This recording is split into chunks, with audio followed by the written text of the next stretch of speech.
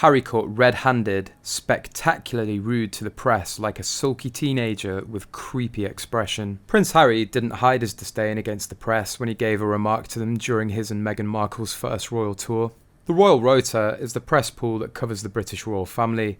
They're a select group of media representatives from various outlets that attend royal events or join royals during their tour to deliver news and photographers for the event. Royal correspondent Valentine Lowe recalled witnessing the scene as he was part of the press pack who followed Meghan and Harry during their successful tour of Australia, New Zealand, Fiji and Tonga. Writing in his newly published book, Courtiers, The Hidden Power Behind the Crown, Mr. Lowe said it is a standard part of the royal tour to have members of the royal family venture while on a shared aeroplane in the seating area reserved to journalists in tow to thank them for the coverage and work. The Royal Rota had been informed Meghan and Harry would do this on a 5-hour flight, bringing them from Tonga to Sydney, and the Duke and Duchess appeared after the plane had landed. The Duke gave Mr. Lowe the impression he didn't want to perform this traditional duty, as he looked like a sulky teenager, forced against his will to talk to some unwelcome visitors. Mr. Lowe added the Duchess smiled benignly to the press but let her husband do most of the talking after a polite exchange. The royal author wrote in his book,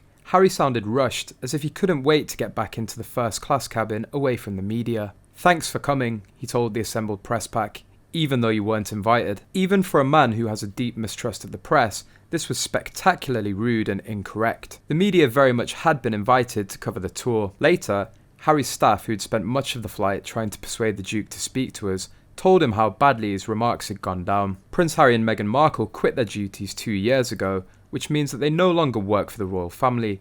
But with the recent death of Queen Elizabeth, the Duke and Duchess of Sussex returned to the UK to mourn with the British clan. Prince Harry and Meghan Markle's reunion with the royal family sparked discussions as to whether they will also return to their royal duties someday or not. Royal commentator Duncan Larcombe claimed that the Duke and Duchess of Sussex need to decide if they want all or nothing. Choosing the former means they will continue to support the British monarchy under King Charles's reign, and the latter means they will stay in California and focus on their lives there. Charles, Camilla, William and Kate are entering a new era of the institution. It's up to Harry and Meghan whether they want all or nothing.